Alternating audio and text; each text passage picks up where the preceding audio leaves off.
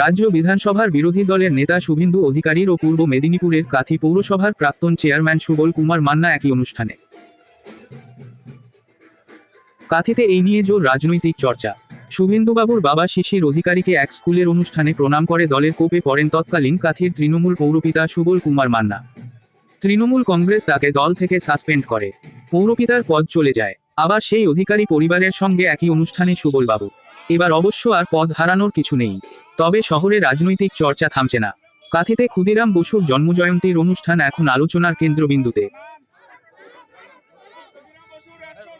শুভেন্দুবাবু অবশ্য এই রাজনৈতিক চর্চাকে কোনো গুরুত্ব দেননি। তিনি বলেন এটা কোনো রাজনৈতিক অনুষ্ঠান নয়।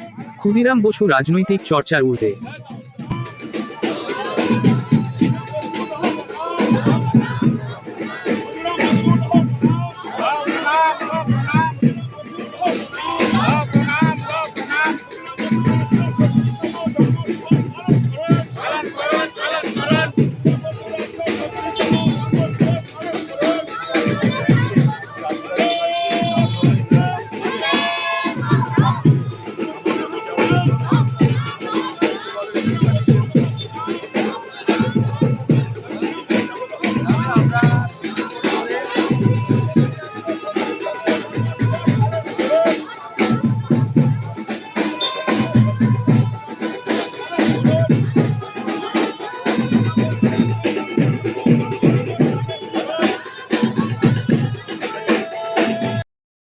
না, উনি ক্ষুদিরাম বসুকে মালা দিতে এসছেন, এতে রাজনীতি খোঁজার কোনো কারণ।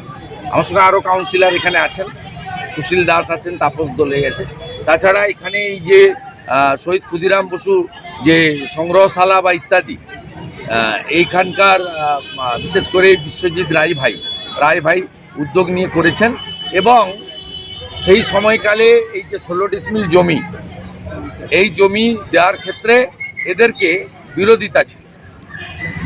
আমি পৌরসভার চেয়ারম্যান ছিলাম, আমরা করেছি। সুবলবাবু আমার তৎকালীন সাথী ছিলেন, আজকেও তিনি বয়সে বড়, আজকেও তিনি ভালো কাজে আমরা আছি। আর ক্ষুদিরাম বসু, মাতঙ্গিনী হাজরা, তাম্রলিপ্ত জাতীয় সরকার, দেশপ্রাণ বীরেন্দ্রনাথ শাসমল, এসব রাজনীতির ঊর্ধ্বে, এতে রাজনীতি খোঁজার কোনো দরকার নেই।